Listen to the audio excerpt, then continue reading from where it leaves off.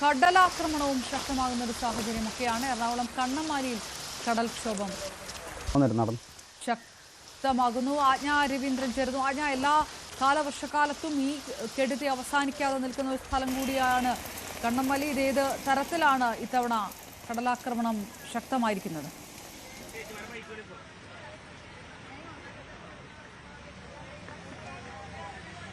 അപർണ, കണ്ണമാലിയിൽ ഓരോ മഴക്കാലത്തും ഇതുപോലെ തന്നെ 8 കിലോമീറ്റർ ദൂരത്താണ് ടെട്രാപോഡുകൾ നിരത്താത്തത്. അങ്ങനത്തെ ഒരു സാഹചര്യത്തിൽ ഇവിടെ ആകെയുള്ളത് ജിയോ ബാഗ് മാത്രമാണ്. പ്രതിഷേധവുമായി തീരദേശവാസികൾ പ്രതിഷേധവുമായി റോഡിലിറങ്ങുന്ന ഒരു സാഹചര്യം ഉണ്ടായി. എന്തായാലും തീരദേശപാത ഉപരോധമാണ് നടന്നിരുന്നത്. ഉപരോധം അവസാനിപ്പിച്ചിട്ടുണ്ട്. തൽക്കാലം തഹസിൽദാരുടെ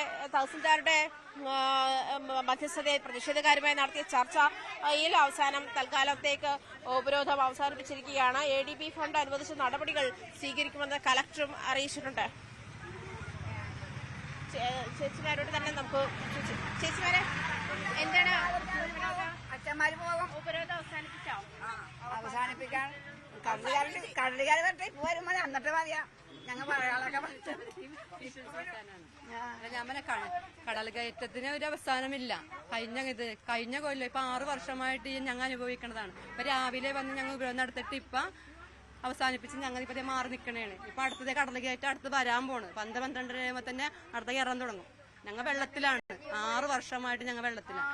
കളക്ടർ എന്താ പറയണത്?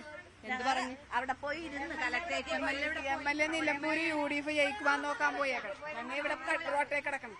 ഇതൊക്കെ ഒന്നും ആരും അന്വേഷിക്കാൻ ആരും മനിന്റെ സർക്കാരൊക്കെ ഇവരൊക്കെ എവിടെ പോണ്? നമ്മുടെ വോട്ട് മാത്രം ഇവർക്ക് മതി. വേറെ ഒരു കാര്യം അത് ചെയ്യണം ഇത് ചെയ്യണം. ഈ കാശ് എന്തെടുക്കണം ഇവര്? പാവങ്ങൾക്ക് വേണ്ടി എന്ത് ചെയ്യണം? ഒന്നും ചെയ്യില്ല. അവര് വോട്ട് മേടിക്കാൻ വരുമ്പോ വോട്ട് മേടിക്കാൻ വരുമ്പോ അതേ പൊന്നെ പാലയൊക്കെ പറഞ്ഞ് വോട്ട് മേടിക്കും. അത് കഴിയുമ്പോ ഒരു സൂചിയും പറയും. പിന്നെ ആൾക്കാരെ കാണുകയുമില്ല. വണ്ടി ഇരുന്നിട്ട് സൂചി പറയും. വോട്ടിന്റെ തലേ ദിവസം കൊണ്ട് വീട്ടിൽ കൊണ്ട് പൈസ കൊടുക്കും രാത്രി. എന്നിട്ട് അത് കിട്ടിക്കഴിയുമ്പോ അവരുടെ കാര്യം അങ്ങോട്ട് പോണേ പൊടിയും. അങ്ങനെ വേണ്ട. ഇനി സമ്മതിക്കൂല. ഞങ്ങൾ എന്ത് വന്നാലും ഞങ്ങൾ എവിടെ ചെയ്യാൻ പറ്റും ഉപരോധം അതുപോലെ ചെയ്യും. ഇപ്പൊ കളക്ടർ ഉറപ്പ് നൽകിയിട്ടില്ലേ? ഏക്കലിറക്കിയിട്ട് കുറച്ചുകൂടെ അത് പിന്നെ എന്താ പറയുക തകർന്ന വീടുകൾക്ക് നഷ്ടപരിഹാരം നൽകി. അതെന്തെങ്കിലും തുച്ഛമായ എന്തെങ്കിലും ഇടും. എല്ലാ കൊല്ലവും ഉള്ളതാണ്. അതാണല്ലോ പറ്റിക്കണേ. പിന്നെ അടുത്ത പോലെ ഇത് തന്നെയാണ് വന്നത്. വേറെ അല്ലാണ്ട് വേറെ ഒരു പുതിയൊരു കാര്യം ഇവര് ചെയ്യണില്ല. അങ്ങനെയെങ്കിൽ ഇപ്പൊ ഉപരോധം അവസാനിപ്പിച്ച സാഹചര്യം എന്താണ്? സാഹചര്യം ഇപ്പൊ വെള്ളിയാഴ്ച അച്ഛന്മാരും ഞങ്ങൾ പോകും കോമ്പടിയില്. അതായത് എല്ലാം കൂടിയ ജംഗ്ഷനാണത്. അപ്പൊ ഒരു വണ്ടി പോകാണ്ടായാലും ഈ സർക്കാർ ഈ കാര്യം അറിയുള്ളൂ. ഈ ചെറിയ കടവ് ഇങ്ങനെയുള്ള സ്ഥലങ്ങളിൽ നമ്മ ഉപരോധം നടത്തിയാൽ ആരും അറിയണില്ല. അതുകൊണ്ടാണ്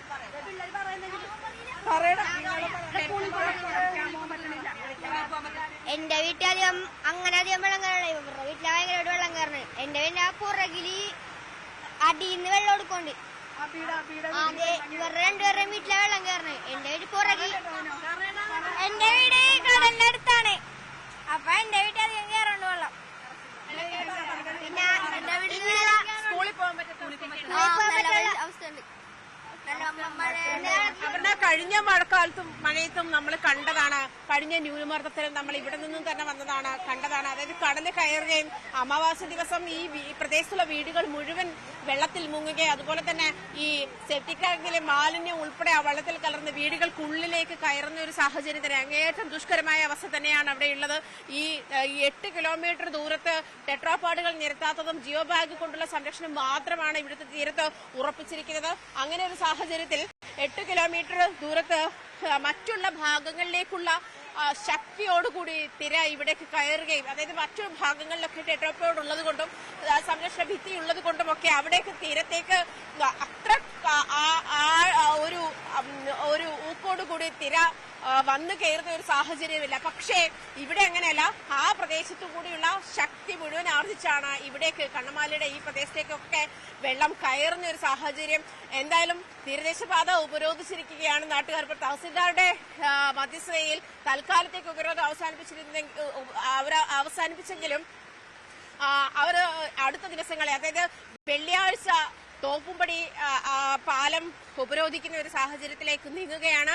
കളക്ടർ അതായത് എക്കലിറക്കി കടലിന്റെ ആഴം കുറയ്ക്കുന്ന നടപടികൾക്ക് കളക്ടർ സാഹചര്യം ഒരുക്കിയിട്ടുണ്ട് എന്നാണ് പറയുന്നത്. പക്ഷേ അതുപോലെ നഷ്ടപരിഹാരം വീടുകൾക്ക് തകർന്ന വീടുകൾക്ക് നഷ്ടപരിഹാരം നൽകും എന്നുള്ള സാഹചര്യവും ഉണ്ട്. പക്ഷേ ഇവരിപ്പോൾ പറയുന്നത് അനുസരിച്ചിട്ട് വളരെ തുച്ഛമായ തരത്തിലുള്ള വളരെ തുച്ഛമായ തുകയാണ് നൽകി അവരെ എല്ലാ കാലവും പറ്റിക്കാണ്. കുട്ടികളൊക്കെ ആണെങ്കിൽ സ്കൂളിൽ പോകാൻ പറ്റാത്ത സാഹചര്യം, പഠിക്കാൻ പറ്റാത്ത സാഹചര്യം. അത് നമ്മൾ കഴിഞ്ഞ ദിവസങ്ങളിൽ അത് റിപ്പോർട്ട് ചെയ്താണ്. കഴിഞ്ഞ ആഴ്ചയാണ് ഇവിടെ ഈ അമാവാസി ദിവസം കടലേറ്റ് വേലിയേറ്റം ഉണ്ടായിരുന്ന സാഹചര്യത്തിൽ ഈ പ്രദേശത്തെ മുഴുവൻ വീടുകളിൽ വെള്ളം കയറുകയും അത് ഈ പറഞ്ഞതുപോലെ അങ്ങേയറ്റം അതായത് കരയിലെ മുഴുവൻ മാലിന്യം കൂടി വീടിനകത്തേക്ക് കയറി ചെല്ലുന്ന സാഹചര്യമാണുള്ളത്. കുട്ടികൾക്ക് ഇന്ന് പഠിക്കാനാണെങ്കിലും ഭക്ഷണം പാകം ചെയ്യാനാണെങ്കിലും അവര് മറ്റ് ജലജന്യ രോഗങ്ങളൊക്കെ അതിനോടൊക്കെ അതിജീവിച്ചും പൊരുതിയും വേണം ഇവിടെയുള്ള കഴിഞ്ഞുകൂടാനുള്ള അവസ്ഥ എന്നാണ് മനസ്സിലാക്കാൻ കഴിയുന്നത്. എന്തായാലും ഇന്ന് രാവിലെ മുതൽ തുടങ്ങിയ ഉപരോധമാണ്. ഇപ്പം തഹസിൽദാരുടെ നേതൃത്വത്തിൽ നടത്തിയ ചർച്ചയിലാണ് ഉപരോധം അവസാനിപ്പിച്ചിരിക്കുന്നത്.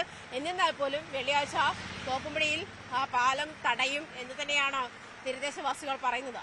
അതായത് ആജ്ഞ ഇനി കാലവർഷം കടുക്കുമ്പോൾ ഇതിൽ കൂടുതൽ വലിയ വിഷയത്തിലേക്ക് കടക്കാനുള്ള ഒരു സാഹചര്യം ഈ പ്രളയകാലത്തൊക്കെ കണ്ടതുപോലെ, അതുകൊണ്ട് തൽക്കാലത്തേക്കുള്ള ഒരു പരിഹാരം ആണ് ഈ പ്രതിഷേധം കൊണ്ട് കണ്ണമാലിയിലെ ജനങ്ങൾ ഉദ്ദേശിക്കുന്നത് എന്ന് കരുതാൻ വയ്യല്ലോ അല്ലേ?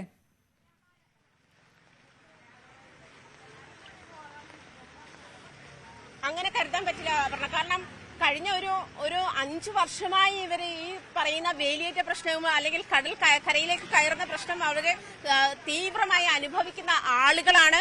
അതേസമയം തന്നെ ഇത്തരം ആവശ്യങ്ങൾ മുന്നോട്ട് വെക്കുമ്പോഴും ഈ ഒരു അവസ്ഥ അതായത് ഈ ഒരു അവസ്ഥ അവരെ തരണം ചെയ്യാൻ മറ്റ് സംവിധാനങ്ങൾ സർക്കാർ ഉൾപ്പെടെയുള്ള മറ്റ് സംവിധാനങ്ങൾ അവരെ സഹായിക്കുന്നില്ല എന്ന് തന്നെയാണ് അവരുടെ പരാതി.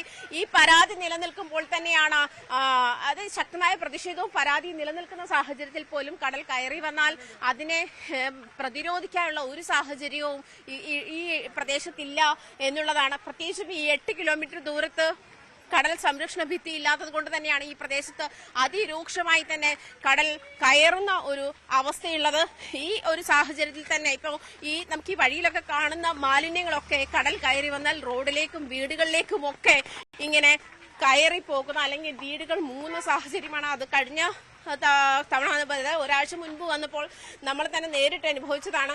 കടൽ കയറി വരുന്നതിന് അല്ലെങ്കിൽ തടുക്കാനോ വീടുകൾക്കുള്ളിലേക്ക് വെള്ളം കയറുന്നത് തടയാനോ അതിനുള്ള സംവിധാനങ്ങളൊന്നുമില്ല.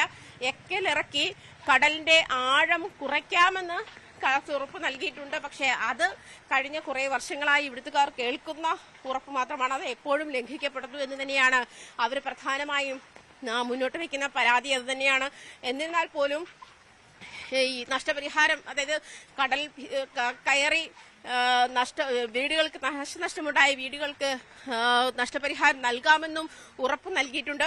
പക്ഷേ അത്തരം ഉറപ്പുകളും ലംഘിക്കുന്ന സാഹചര്യം തന്നെയാണ് മുന്നോട്ടുള്ളത് എന്നുള്ളതാണ് അവരുടെ പ്രധാനപ്പെട്ട പരാതി.